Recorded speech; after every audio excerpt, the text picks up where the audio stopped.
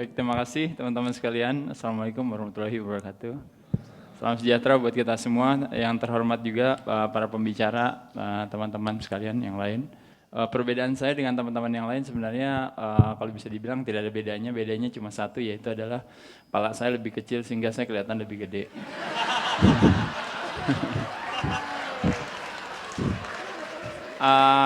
Tips awal sederhana adalah untuk membuat Anda terlihat besar adalah ada dua cara. Satu adalah dengan gedein badan, dua adalah dengan kecilin pala. Ya.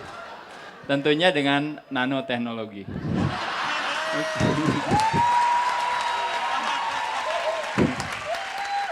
Oke, apa kabar teman-teman semuanya? Sehat semuanya? Sehat? Oke, baik. Jadi kalau kita berbicara sehat, teman-teman sekali lagi, kalau kita berbicara sehat, kadang-kadang kita memiliki satu standarisasi yang sederhana, yaitu adalah bahwa sehat itu artinya tidak sakit. Tapi sebenarnya, sekali lagi ada panduan, ada skor, ada angka, kalau kita lihat di sini, adalah angka-angka sebenarnya yang bisa menjadi acuan bagi kita untuk kita itu sehat atau tidak. Kita lihat di sini sebagai contoh misalnya, pria kadar lemaknya kalau bisa di bawah 25%, wanita di bawah 30%. Untuk bisa tahu kadar lemak pria dan wanita tentunya ada alatnya sendiri sama. Kebetulan Mas Salim di sini juga bawa alatnya, nanti nggak apa-apa ya Mas ya.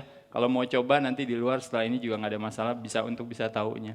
Ukuran celana juga misalnya saya merasa diri saya sehat kalau misalnya pria di bawah 35, wanita di bawah 33. Acid alkaline balance saya misalnya harus 7,6 dan sebagainya. Tapi intinya sekali lagi teman-teman sekalian, yang namanya sehat sebenarnya adalah apa yang kita rasakan. Ya, tadi acuan itu memberikan kita sebenarnya satu pegangan aja atau panduan aja bahwa kalau lewat dari situ berarti kita harus siap-siap untuk supaya supaya jangan sampai kita kenapa-napa. Ingat sekali lagi, sehat tidak menarik selagi masih kita miliki. Sehat menjadi begitu menarik pada saat dimana kita tidak milikinya, yaitu pada saat sakit. Jadi definisi sehat sederhana yaitu adalah kondisi di mana pikiran dan tubuh berada dalam puncak efisiensi, ya kurang lebih kira-kira itu.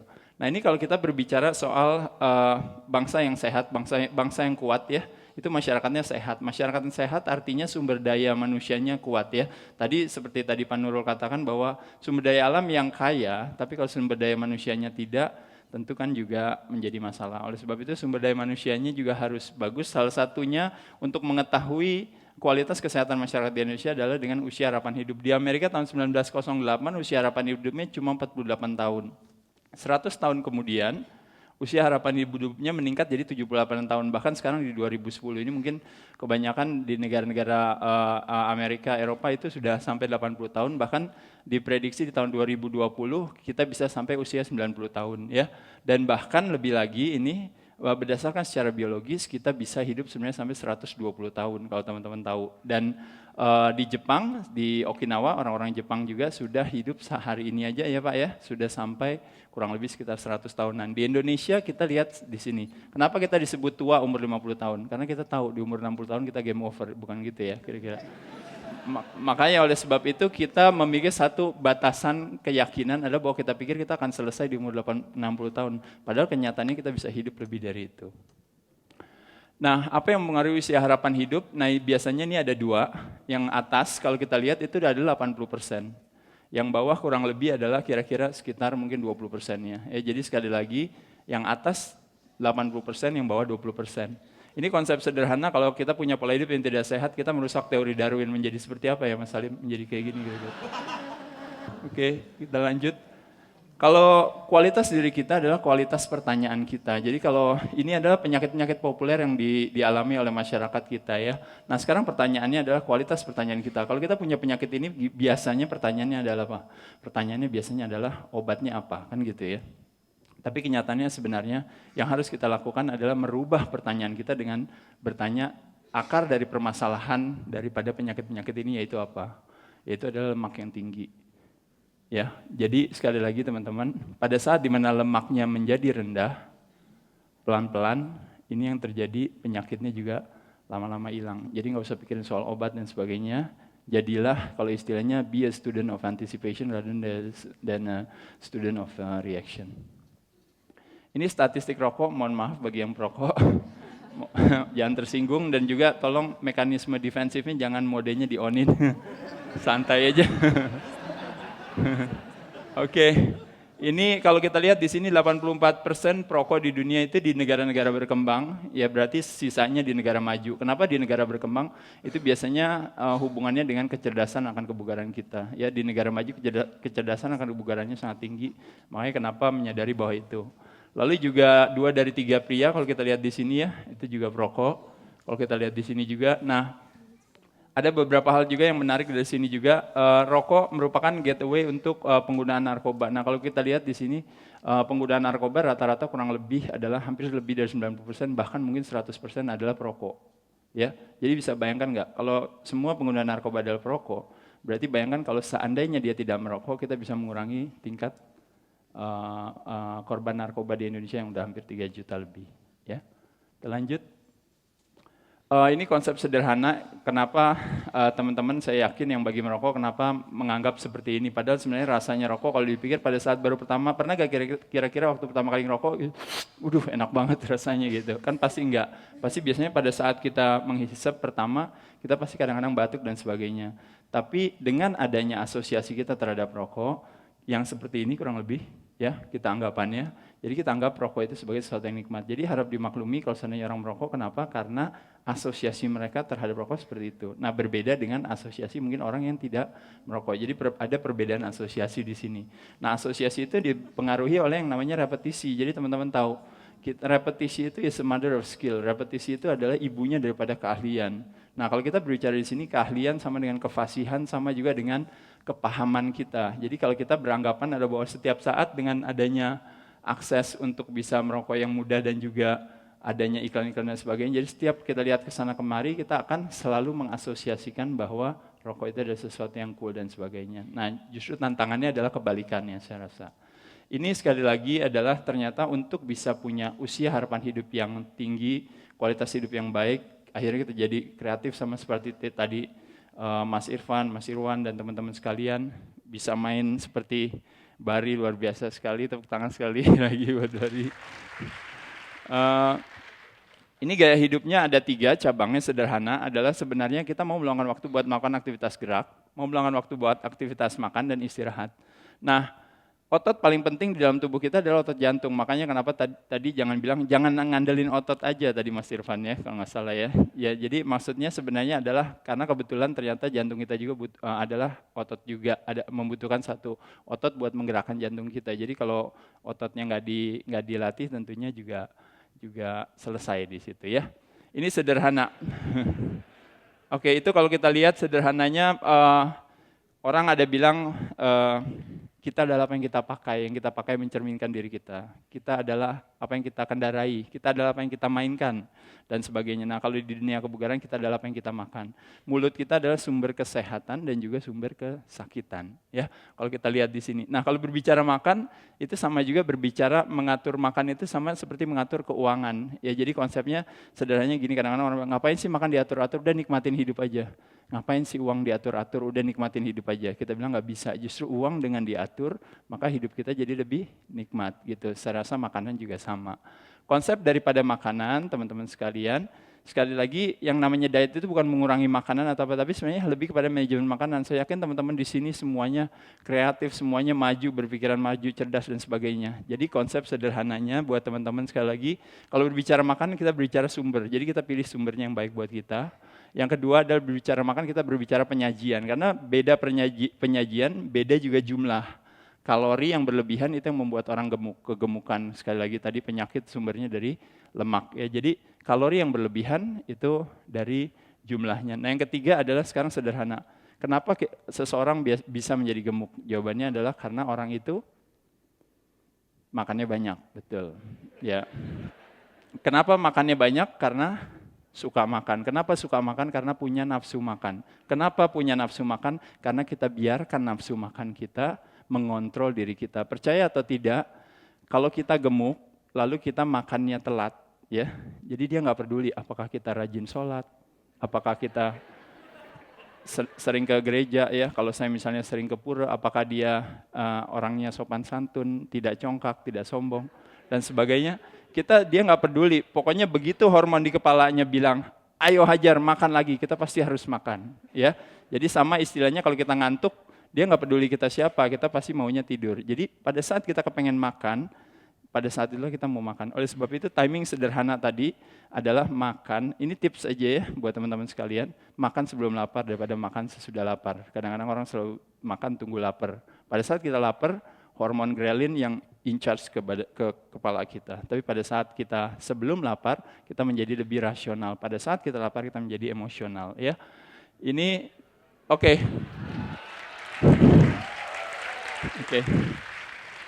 Oke, ini saya sengaja bikin ada tulisan 11, 12, itu maksudnya menitnya, saya dikasih tahu ini 18 habis.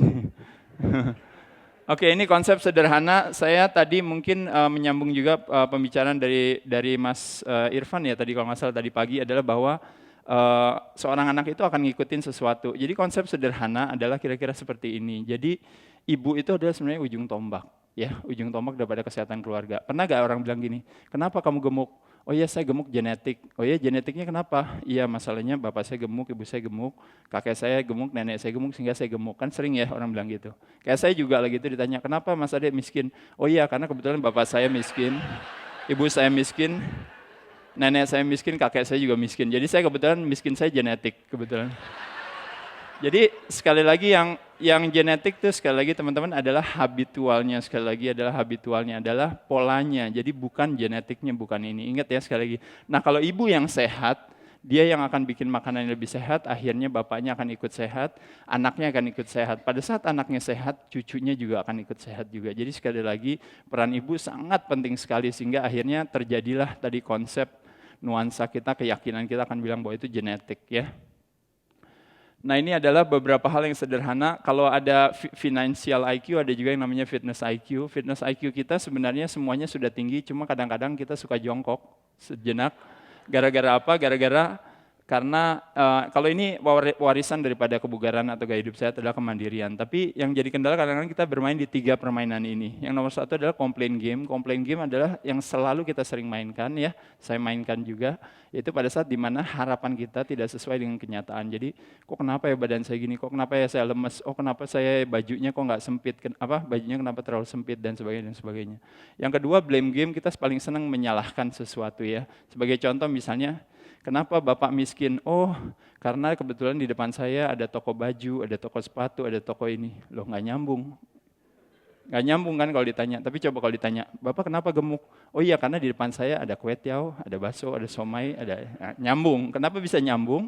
Karena sekali lagi financial IQ kita lebih tinggi pada saat dimana kita tahu bahwa yang jadi kesalahan kita sekali lagi, kita sekarang ini harus tidak pernah boleh. Jadi ibarat di luar sana ada Kentucky Fried Chicken, ada McDonald, ada kue tiaw, ada somai, ada pizza, ada bakso, semua ada karena memang buat kita. Tapi yang salah bukan mereka yang membuat kita gemuk. Yang salah adalah pola kita apabila kita mengkonsumsikannya terlalu banyak. Yang salah bukan tas yang bagus, baju yang bagus, sepatu yang bagus, tapi yang salah pada saat kita belanja setiap hari. Jadi sekali lagi, most of the time we eat good clean food, that means anytime we can eat bad food or any kind of food. Ya, kira-kira seperti itu. Dan yang terakhir adalah justify game. Justify game kadang-kadang kita membenarkan apa yang udah ada. Ya, maklumlah saya udah tua, maklumlah saya sibuk dan sebagainya. Ya, itu yang menjauhkan kita dari ini. Healthy body, yes we can. Gitu ya. Jadi kalau saya bilang healthy body, teman-teman boleh gak bilang yes we can? Boleh ya? Healthy body? Healthy body? Oke, langsung tos sama sebelahnya bilang pasti bisa. Oke. Ini konsep sederhana sumber daya manusia yang handal itu tentunya harusnya berawal dari generasi yang handal. Generasi yang handal juga dimulai daripada sekolah. Kalau kita ngelihat di sekolah sekali lagi ujung tombaknya saya rasa adalah guru ya. Makanya kenapa guru yang sehat ya, yang punya atau sekolah yang punya orientasi itikat yang sehat tentu juga akan lebih optimal lagi. Wah ini udah semakin sedikit waktunya. Sistem edukasi nanti saya akan berbicara. Sarana fasilitas sebaik mungkin di sekolah harus ada. Program kesehatan juga akan lebih murah pada saat sekolah mengadakan. Dan satu lagi kantin menurut saya karena kebanyakan anak-anak makannya di kantin tentu akan lebih baik pada saat dimana kita menjual sesuatu makanan-makanan yang sehat. Nanti kita ngobrol soal makanan sehat. Sarana fasilitas olahraga juga saya rasa juga ini diperlukan. di sini kalau menurut saya sebaik mungkin di beberapa tempat kayak seperti di hotel, mungkin di kantor, di pusat perbelanjaan sudah ada yang namanya mungkin sarana olahraga seperti fitness center dan sebagainya. Fitness center pada dasarnya bukan berarti harus mewah atau apa, tapi cukup ruangan kecil aja yang bisa memungkinkan kita semua untuk bisa melakukan aktivitas olahraga. Ini ada beberapa tempatnya. Nah, ini konsep sederhana. Teman-teman, kalau kita lihat ini triadnya, kalau kita berbicara soal bagaimana membuat supaya bangsa Indonesia ini bisa kuat dan masyarakatnya bisa sehat. 3 departemen ini menurut saya harus saling berkaitan. Nomor 1, yang jadi kendala di Kementerian Kesehatan adalah kadang-kadang fokusnya, saya nggak berani protes terlalu banyak ya, karena kebetulan saya udah tua. Ya. Beda kalau dulu saya lagi muda kayak Bari zaman dulu ya, jadi saya bisa lebih gampang misalnya sekolah musik itu cuma buat cari uang doang, tahu nggak? jadi kalau saya berbicara soal Kementerian Kesehatan, saya rasa mereka sudah menjalankan tugasnya dengan baik, tapi bisa selalu kalau berbicara orang bilang selalu ruangan terbesar itu adalah ruangan akan kemajuan. The biggest room in the world is a room of improvement.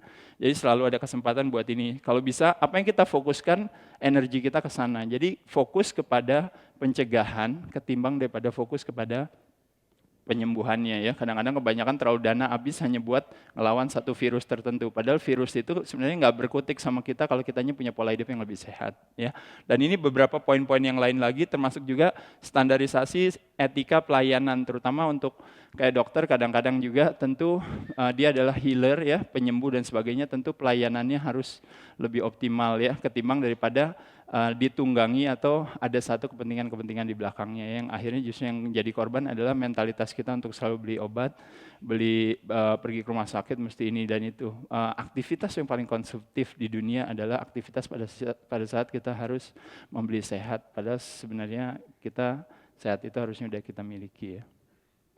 Di Departemen Pendidikan dan Kebudayaan saya rasa kurikulumnya kalau kita dulu olahraga kadang-kadang kurikulumnya suka ingatnya panjangnya lapangan basket berapa, tingginya ini berapa ya. Seolah-olah kita akan jadi kontraktor pada saat nanti udah besar. Jadi saya rasa pendekatan itu boleh dirubah sedikit, yaitu adalah dengan cara bagaimana mungkin ada basic nutrisi ya, bagaimana mengajarkan sebenarnya manfaat daripada olahraga, manfaat daripada makanan ya. Kira-kira habis tadi minum kopi itu kira-kira habis teman-teman habis makan kira-kira 1 menit kira-kira sudah memasukkan berapa kalori gitu, dan berapa kalori tambah stres. Oke, sarana fasilitas olahraga. Dan satu lagi, ini Kementerian Olahraga menurut saya yang harus dilakukan ini. Teman-teman sebagian mungkin di sini agak bingung, kok Kementerian Olahraga, Kementerian Pemudanya di mana gitu kan, harusnya Pemuda dan Olahraga. Kebetulan nanti kalau seandainya Naga Bonar menjadi presiden dan saya menjadi Menteri Olahraga, saya akan merubah pemuda dan olahraga harus dipisah menurut saya. Kenapa? Karena pada dasarnya olahraga adalah milik kita semua ya, bukan milik cuma anak muda aja ya. Semuanya bisa ini. Jadi lebih fokus ya, lebih fokus. Intinya sebenarnya saya rasa sama juga di sini ya, kurang lebih juga mengajak untuk wajib berolahraga dan sebagainya. Nah, ini ada beberapa solusi-solusi lain. Fokusnya sebenarnya adalah lebih kepada bagaimana kita mempromosikan atau membuat satu kemasan, mempromosikan pola hidup sehat itu kalau bisa sama kerennya dengan mempromosikan pola yang tidak sehat. Karena pada saat kita produk yang tidak sehat dipromosikan kan keren banget gitu ya. Giliran pada saat produk untuk mempromosikan hidup sehat, nggak ada keren-kerennya gitu ya. Belum lagi kalau yang mempromosikan pola hidup tidak sehat dibayarnya mahal banget. Giliran kadang-kadang public figure apa segala suruh promosi hidup sehat ya. Iya, tapi bayarnya ya temenan lah, malum lah, ini kan kebutuhan sosial.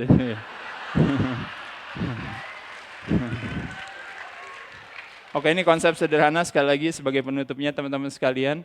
Motivasi, keinginan kita untuk membuat bangsa ini lebih sehat harus ada niatnya, saya rasa. Niat itu juga didasari juga oleh emosi ya di belakangnya. Yang kedua adalah informasi adalah strateginya, sekali lagi strategi yang akan menjadi keahlian kita untuk bisa tahu gimana caranya. Dan yang terakhir tentunya adalah apabila kita punya ide di sini semuanya, teman-teman udah dapat masukan banyak dari para pembicara pada hari ini, tapi tidak diaplikasikan itu semua ke dalam kehidupan sehari-hari, akhirnya menjadi kalau motivasi plus informasi kurang aksi sama dengan basi. Ya. Jadi kalau bisa motivasi plus informasi plus aksi sama dengan destinasi. Terima kasih teman-teman, mudah-mudahan nanti kita ngobrol-ngobrol lagi. Assalamualaikum warahmatullahi wabarakatuh.